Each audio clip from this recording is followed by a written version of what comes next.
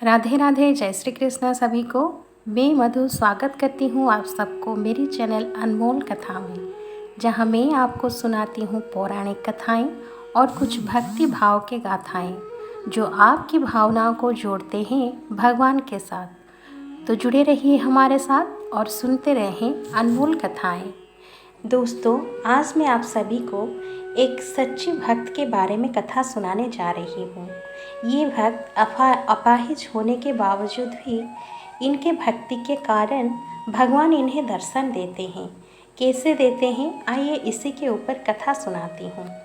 एक अत्यंत गरीब दीनहीन अपाहिज था। वो एक छोटे से गांव में रहता था। वहाँ के लोग उसकी कान्हा भक्ति देख उसे पागल कहते थे। वहाँ नित्य प्रतिदिन रोज सुबह 10 किलोमीटर कान्हा के मंदिर के लिए निकलता था और कुछ ज़्यादा नहीं चल पाता था। उसके पैर छिल जाते थे, बाजुओं में बैसाखी से छाले पड़ जाते थे। उसे लोग चिढ़ाते थे, ये लंगड़ा क्या 10 किलोमीटर भगवान के मंदिर जा पाएगा। सब उस पर हंसते थे, मजाक उड़ाते थे, पर वो अपाहिज रुकता नहीं था। कभी हाथों के बल तो कभी पूरे जिस्म से रगड़कर आगे बढ़ता था। वो कान्हा का परम भक्त था। जब वो टूट जाता, बिल्कुल भी हिल नहीं पाता, तो कान्हा को पुकारता और कहता, मेरे प्रभु, मैं आपके मंदिर में नहीं आ पाऊँगा कभी, और रोने लगता। फिर रास्ते में पड़ा कोई भी पत्थर उठाता और जहाँ होता वहीं कान्हा को पूजा करता और कान्हा की भक्ति में लग जाता।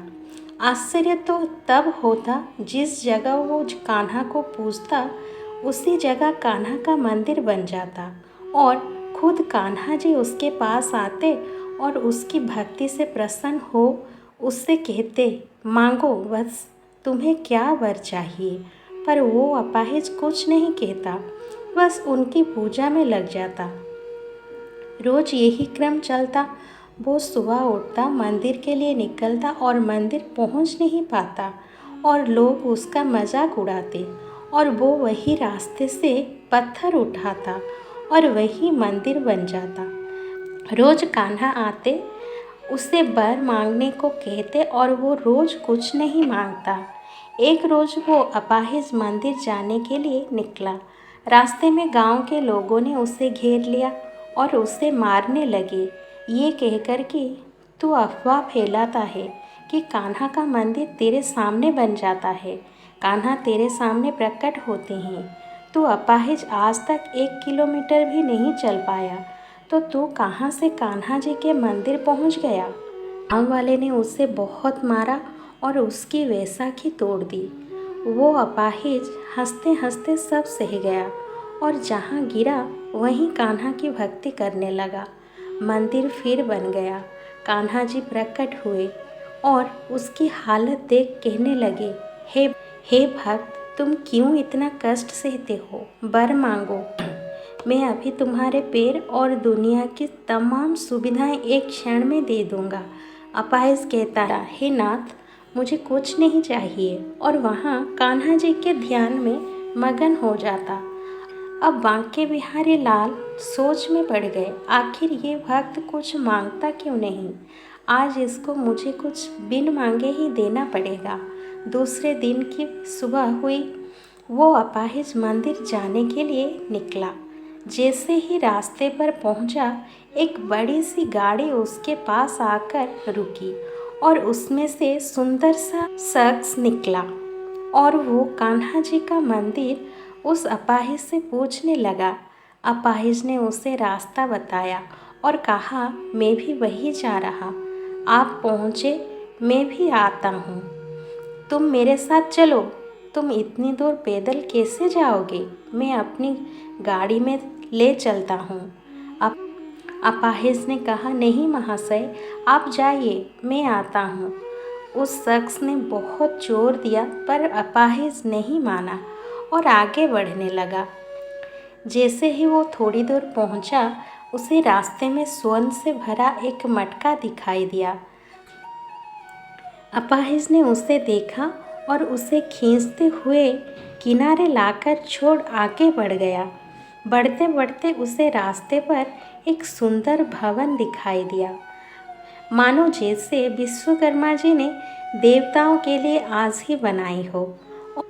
और उस भवन से आवाज़ आई, अंदर आ जाओ तो ये भवन के नौकर चाकर स्वर्ण हीरे रत्न माणिक धन वैभव सब तुम्हारा होगा। अपाहिज ने उसे अनसुना करके आगे बढ़ने लगा। कुछ कदम चल ही थे कि उसे सामने से आती अति सुंदर सुंदर स्त्रियां दिखाई देने लगी। उन स्त्रियों ने अपाहिज के पास आकर कहा, तुम चाहो तो हमारे साथ भोग विलास कर सकते हो, कुछ क्षण आराम करो और हमारे महल चलो। अपाहिज ने उनसे हाथ जोड़ा और आगे बढ़ गया। जैसे ही वो आगे बढ़ा, भयंकर गर्मी पड़ने लगी। अपाहिज का सारा बदन तपने लगा। वो तप कर चूर हो गया, पसीने से लथपथ हो गया। फिर भी उसने हार नहीं मानी और जिस्म के बल रगड़ने लगा और आगे बढ़ने लगा। रगड़ते रगड़ते वो इतना थक गया कि वहीं बैठ गया और पत्थर उठाकर उसे अपने कान्हा को देख पूजने लगा।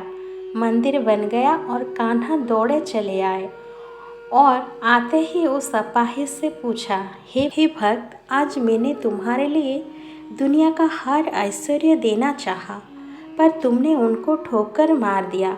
स्वर्ण भवन, नारी, यहाँ तक कि मंदिर जाने के लिए रोज गाड़ी, तुमने उसे भी ठुकरा दिया। हे बस, तुमने ऐसा क्यों किया? कान्हा जी ने उस अपाहिज से पूछा। अपाहिज ने कहा, हे नाथ, आपने गाड़ी भेजी, पर आप ये क्यों भूल गए कि जब मैं चल नहीं पाता, आप खुद दौड़े चले आते हैं दर्शन देने के लिए। अब आप ही बताओ, मैं उस गाड़ी में बैठकर आपकी मूर्ति का दर्शन करने आता, जबकि मेरे प्रभु साक्षात मेरे सामने प्रकट हो जाते हैं। आपने स्वर्ण की मुद्राएं दी, वो मेरे किस काम की जिसमें आपका नाम ना हो? वो भवन मेरे किस काम का जिसे पाने के बाद आप मुझे दिखाई ना दे? उससे अच्छा तो मेरा यही जीवन है जिसमें आप मेरे लिए आ जाते हैं। वो नारियां, उनका मैं क्या करूं? मेरे रोम रोम में तो बस आप बसे हैं, किसी और के लिए तनिक मात्र भी जगह नहीं। और वो भयंकर गर्मी जिसे पाने के बाद मुझे आपके दर्शन हुए, मेरे कान्हा करे इससे गर्मी मुझे रोज पड़े। कान्हा जी भाव विभोर हो गए और कहने लगे, धन्य है मेरे भक्त तुमने मेरी भक्ति सच्चे दिल से की है। मैं तुम्हें वरदान देता हूँ कि तुम्हारा पैर, बस कान्हा जी बोलने ही वाले थे कि तुम्हारा पैर ठीक हो जाए, उससे पहले अपाहिज ने कान्हा जी के पैर पकड़ लिए और कहा, प्रभु, मुझ पर इतना बड़ा अत्याचार मत कीजिए, मुझे ऐसा ही रहने दीजिए।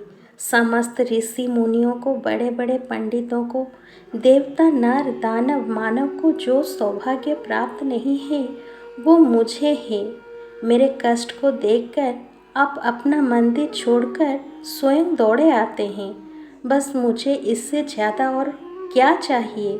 मेरे लिए ये एक नहीं असंख्य वरदान है, इसे मुझसे मत छीनिए। कान्हा जी ने उस भक्त की लाज रखी और रोज उस अपाहिज को जहाँ वो बैठ जाए, जिस पत्थर को चुने वही मंदिर और स्वयं प्रकट हो जाते थे। अपाहिज भी नित्य प्रतिदिन सबके ताने सुनता, पर हर दिन हरि भजन में मस्त रहता और कान्हा जी की महिमा गाता। धन्यवाद। आशा करती हूँ ये कथा आप सभी को पसंद आई होगी। राधे राधे, जय श्री कृष्णा। मिलते हैं और एक सुंदर कथा के साथ अगले वीडियो में। तब तक जुड़े रहिए हमारे साथ और सुनते रहें अनमोल कथा।